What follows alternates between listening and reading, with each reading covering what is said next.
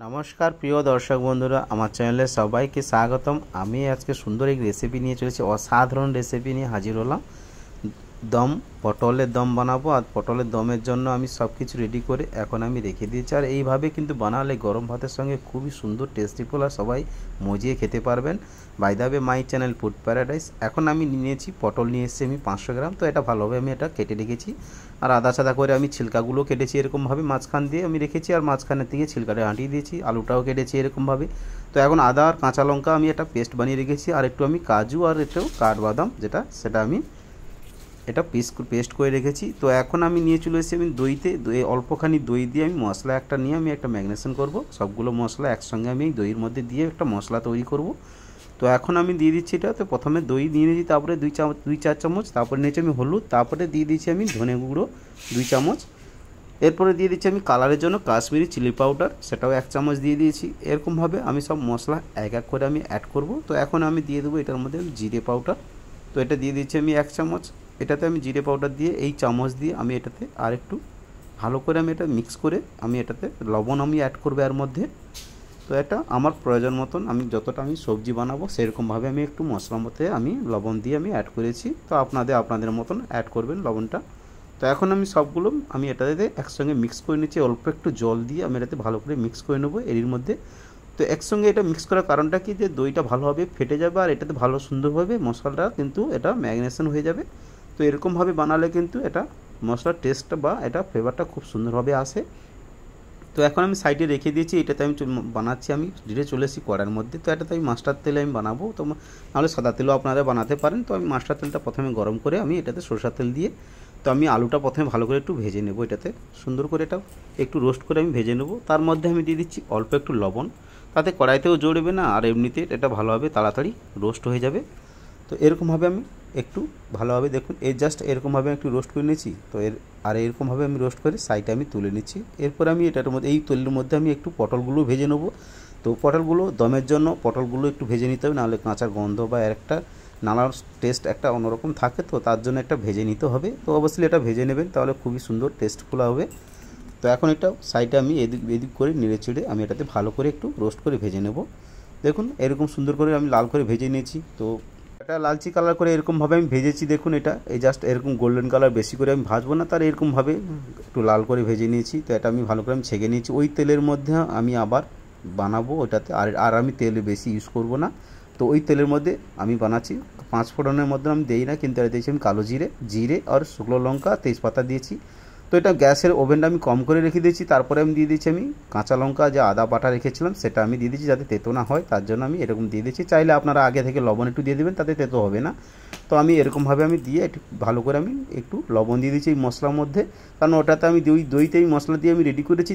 তারপরে আমি এটাতে একটু জলের জন্য যেটা আমি ব্যবহার করবো তার জন্য আমি পরিমাণ মতো লবণ দিয়ে দিয়েছি। তো এরপর দিয়েছি আমি যেটা মিশ্রণটা আমি রেডি করেছিলাম সেই মশলাটা এখন দিয়ে দিচ্ছি। আর গ্যাসটা কিন্তু ওভেনটা একদম কম করে রাখুন, যাতে ফেটে না যায়। মশলা দই আছে তার জন্য একটু ওভেনটা অল্প একদম স্লো করে রেখে এটা মশলাটা ভালো করে মিক্স করে নিতে, যতক্ষণ না তেলটা বেরিয়েছে ততক্ষণ অবধি এটা চালাতে থাকতে হবে। দেখুন তেলটা বেরিয়ে চলে এসেছে আর মশলাটা সুন্দর রেডি হয়ে এসেছে। এরকমভাবে ডিরেক্ট আমি ভালোভাবে নেড়ে নেবো। আর মশলাটা কিন্তু একটু কষতে হবে, 10 থেকে 15 মিনিট এরকমভাবে কষে নিতে হবে। তো এরপরে আমি দিয়ে দিচ্ছি পটলগুলো, যেটা ভেজে রেখেছিলাম আর আলুটাও ভেজে রেখেছিলাম, সেটাও আমি এখন আমি এটাতে রেডি করে নিচ্ছি।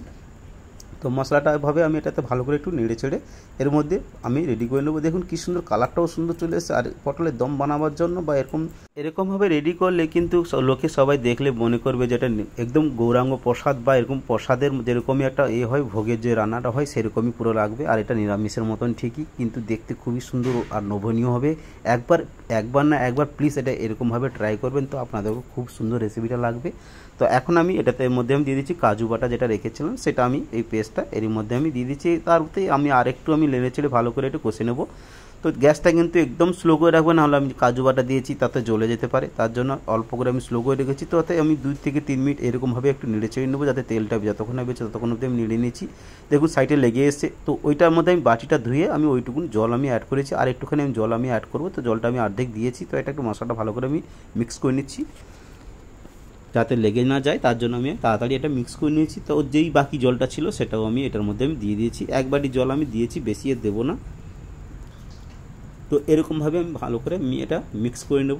তো অল্প এরকমভাবে আমি রেখে 500 আমি পটল নিয়েছিলাম, কিন্তু দেখুন কি সুন্দর হয়েছে রেসিপিটা। একটা খুব সুন্দর রেসিপি, আপনারা একবার না একবার ট্রাই করবে দেখবেন, আমার মতন একটা ফলো করবেন যে এরকমভাবে রেসিপিটা বানাবার জন্য।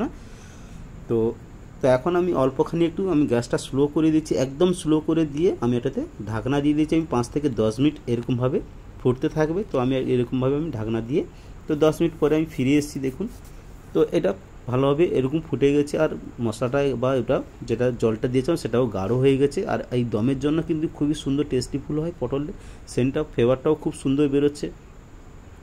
তো এইভাবে আলুটাও গলে গেছে, দেখুন আমি আপনাদেরকে তুলে দেখাচ্ছি। তো আলুটাও ভালোভাবে সুন্দর গলে গেছে, আর কালারটা অবভিয়াসলি এটা চলে আসবে, কিন্তু এরকমভাবে এটা আমি কম তেলে রান্না করেছি। অনেকে অনেক রকম দেখায়, তো সেটা নিয়ে আমার বলার ঠিক নয়। তো আমি এখন দিয়ে দিচ্ছি এটার মধ্যে সব মশলাগুলো ব্যালেন্স রাখার জন্য আমি উপর দিয়ে আমি অল্পখানি একটু চিনি দিয়ে দিয়েছি।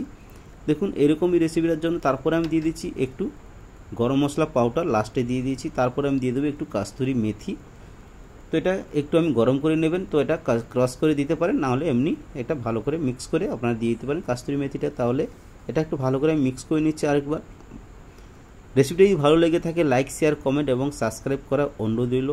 প্লিজ কমেন্ট করতে ভুলবেন না, কমেন্ট করে জানাবেন যে কেমন হয়েছে বা আপনাদের রেসিপিটা কী কী চান আপনারা, সেটাও আপনারা আমাকে মেসেজ করে এটা আমাকে জানাতে পারেন। তো এখন আমার রেসিপিটা অলরেডি রেডি হয়ে এসেছে। তো আমি এখন এরভাবে কড়ার মধ্যে আমি এটা ছেড়ে দেবো। অলরেডি এটা আমার রেডি হয়ে এসেছে, আর এরকমভাবে আমি এটাতে এখন স্ট্যান্ডিং টাইম আমি দিয়ে দিচ্ছি। এখন 2 থেকে 3 মিনিট স্ট্যান্ডিং টাইম দিয়ে আমি গ্যাসটা অফ করে দিচ্ছি। তো এরকমভাবে আমি স্ট্যান্ডিং টাইম দিয়ে 3 থেকে 4 মিনিটের পরে আমি ফিরে এসেছি। দেখুন সুন্দর রেসিপিটাও খুব সুন্দর হয়েছে, আর এই পটল দমের জন্য খুবই সুন্দর রেসিপি। আপনারা একবার না একবার ট্রাই করে দেখবেন এরভাবে প্রসেসটা। খুবই সুন্দর রেসিপিটা, আপনারও ভালো লাগবে। তো আমারও খুব সুন্দর লেগেছে, আপনাদের কেমন লেগেছে এটা একবার আমাকে কমেন্ট করে জানাবেন। থ্যাংক ইউ, ফিরছি পরবর্তী রেসিপি নিয়ে। ভালো থাকুন, সুস্থ থাকুন।